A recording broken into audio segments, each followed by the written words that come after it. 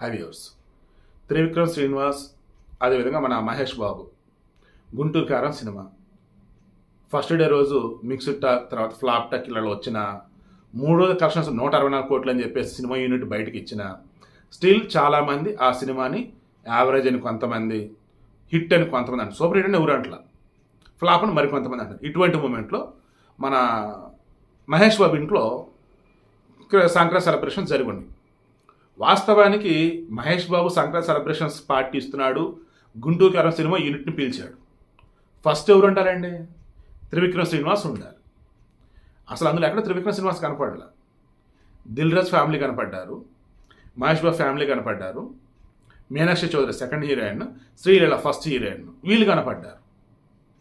వేరే త్రివిక్రమ్ నాకు తెలిసి ఇప్పటికిప్పుడు ఆయన చేస్తున్న ప్రాజెక్ట్స్లో అంతేం కనపడతారు ఎక్కడ కూడా.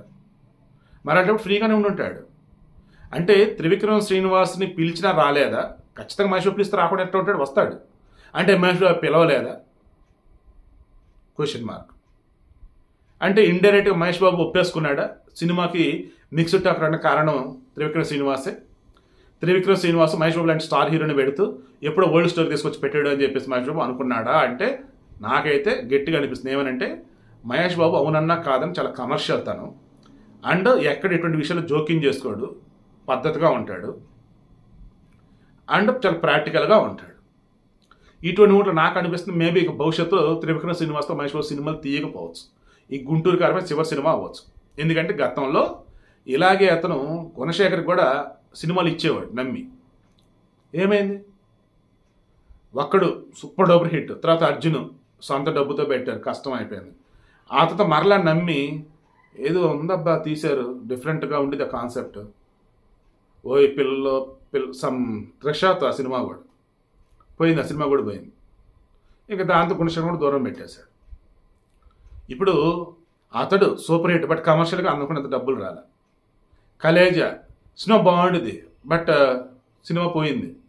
గుంటూరు కారం కలెక్షన్స్ నిజమేంత అబద్ధంత వాళ్ళకి తెలియాలి, ఐటీ శాఖ వాళ్ళకి తెలియాలి, ఎన్కౌంటర్ రైట్ చేస్తే అప్పుడు తెలుస్తుంది. ఇప్పుడైతే గట్టిగా కలెక్షన్కి వస్తాయని చెప్పేసి అంతా అంటున్నారు, బట్ పార్టీ వచ్చి త్రివిక్రమ్ సినిమా అయితే కనిపించట్లా. నేను అనుకోవటం అయితే ఇంకా Trivikram Srinivas, Mahesh Babu hi and hi, bye and bye, లేదా ఫ్రెండ్లీగా జోవియల్గా మామూలుగా ఉంటారు. బట్ సినిమా అయితే వాళ్ళతో కలిపి అయితే తీయబడ్డది నాకైతే అనిపిస్తూ ఉంది.